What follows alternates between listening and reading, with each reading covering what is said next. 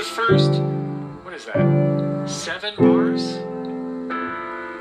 is chords built off of the C major scale. When I improvise, that's going to be my home base. Now, of course, I can alter whatever I wanted to alter here on any of the dominants or really any of the chords, but step 1, level 1, is all of the diatonicness, the C majorness, right?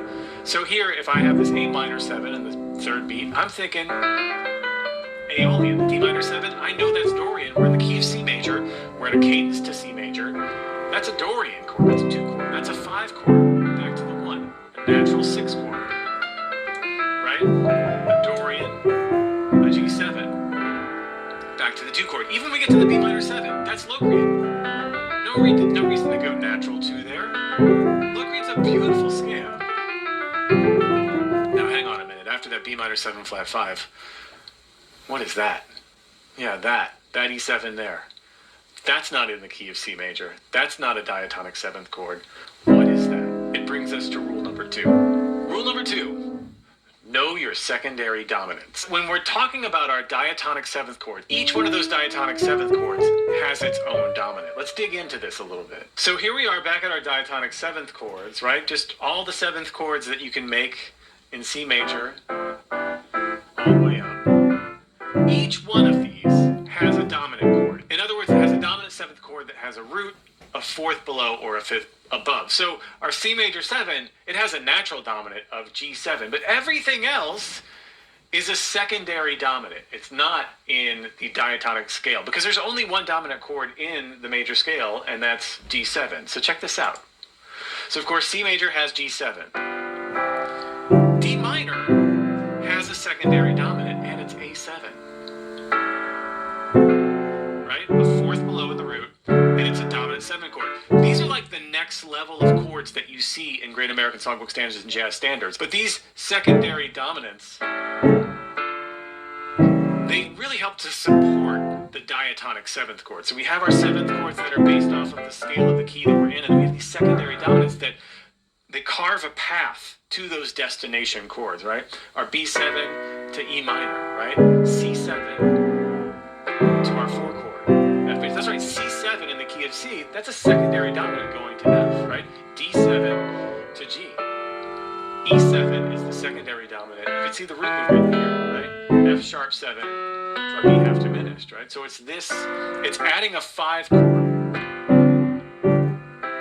to each one of the diatonic 7th chords. And knowing these can help you to recognize them when you're learning tunes. Oh, that's just a secondary dominant going to the 3 chord, or that's just a secondary dominant going to the 6. It can be game-changing. Just that information alone, diatonic 7th chords and their secondary dominants can get you through like 80% of, I swear, 80% of Great American Songbook Standards. So let's take a look at a little exercise where we can add to our diatonic.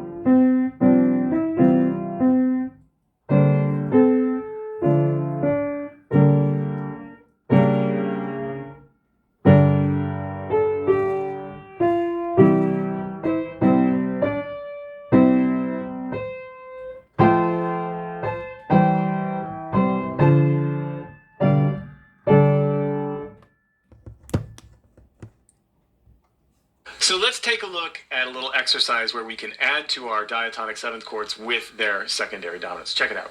So here we have the same diatonic 7th chords and their secondary dominants. Wait, hold on. What is that? Are you noticing something here? That A7 has a flat 9, flat 13 going to D minor. That B7 has a flat 9, flat 13. I guess we're just doing flat 9, flat 13s. Wait, but the C7 doesn't. The this brings us to rule number 3. A 5-1 to a major, we're going to use a Mixolydian. A 5-1 to a minor, we're going to use a Phrygian dominant sound. Now, Phrygian dominant is such an interesting scale. This is a sound you hear a lot, but you might not know what it is. So check this out. So here, going to a major, we're going to use the C Mixolydian as if we're going to F, right? We are going to F. Those are our voicings there, right? Just an unaltered dominant. I have a 9 in the voicing again. A 9 in the voicing here. But that is the first, part of that rule. The second part is when we're going to a minor target, we can use the Phrygian dominant scale to improvise with and to build the voicing with. So here, we're going to the 6th chord in the key of C, A minor, right? We can use for that E7, which is A minor's secondary dominant, we can use the E Phrygian dominant. Now, the Mixolydian here, the C Mixolydian, that's the 5th mode of its target, right? The 5th mode of F major. It's the F major scale starting on a C. The E Phrygian dominant is the 5th mode of the A harmonic minor. So it's the 5th mode of the harmonic minor of its target of A, right? We don't have to be going to A harmonic minor when we land on the minor. We can still land on A only. And if we're going to D in the key of C, we can still land on Dorian. But for the dominant chord, we use its target harmonic minor, the 5th mode of that target's harmonic minor, also called the If Phrygian dominant. It's a lot of words I'm throwing at you, but you can see here how beautiful that scale is, right? So, with that rule, there are 4 chords in our diatonic 7th chords that have minor thirds, the 2, the 3, 6, and the 7. Let's look at that again and notice the Phrygian dominant voicings, right? Check this out. Flat 9, flat 13, right? E7, here's our root, 7, 3, flat 13, flat 9, going to our A minor 7. It just is darker, right? It sounds more minor, and it has that weight that brings it down to the minor. If you just played Mixolydian, which you can totally do, nothing wrong with it. There's nothing wrong. But this is more common in at least a modern context. We hear that Phrygian dominant sound, that flat 13, flat 9 sound going to the minor. And then you have here, as like level 1, again, level 1, you hear just like a Mixolydian going to the major chord. Let's check out this exercise so you can hear it for yourself, because yeah. So let's play through this so you can hear this. This is going to change some stuff for you. Right? Look at where the arrows are pointing. That A7 is connected to its tonic, D minor 7. Right? Secondary dominant to its tonic. B7, where are we going? We're going to E minor? Oh, then we're going to need a flat 9, flat 13 from the Phrygian dominant. Not the Phrygian scale, by the way. Phrygian dominant, right? That 5th mode of its target, in this case the 5th mode of E minor. So B7, flat 9, flat 13, E minor. Now, next we're going up to the 4, right? We're going to F major 7, so we're going to need an unaltered Mixolydian dominant, C7. Next we're going to the 5 chord, right? G7, that has a major third, so the unaltered D7. Again, using a 9-13 voicing here, just for color, but based off of the D Mixolydian scale.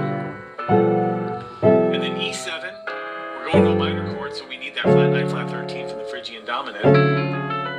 We already know this. We've already played that. And then our F sharp 7, flat 9, flat 13. Because, again, B minor, right? It's got the minor third, so we're going to use that Phrygian dominant.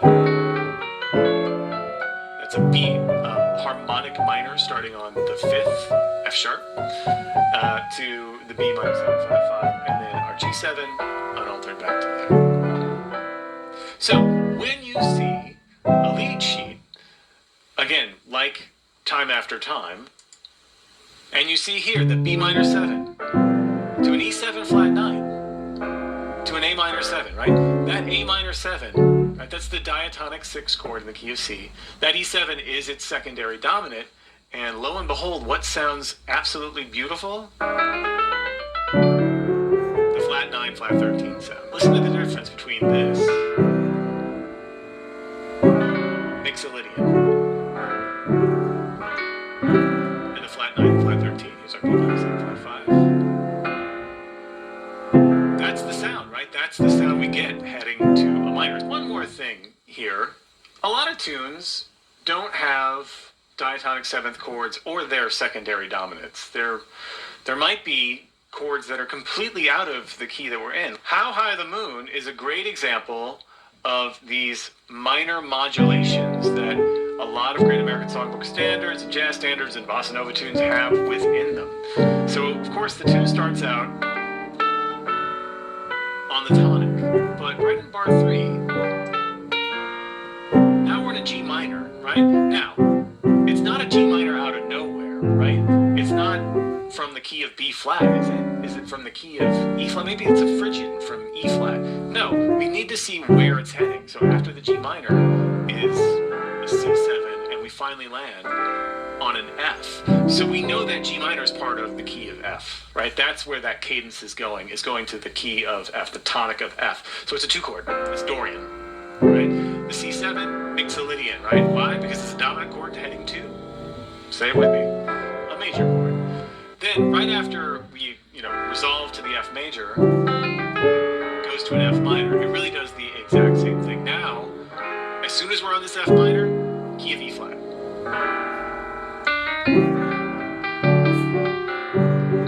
As soon as we're on that A minor at the end there, that last bar, we're heading back to the key of G. Again, caveat, exceptions. In this very tune, the chord after that is a G minor. And you know what that feels like? It feels like a bit of a fake out, doesn't it? It feels a bit surprising, which is how you can use these things once you artfully know how to do it.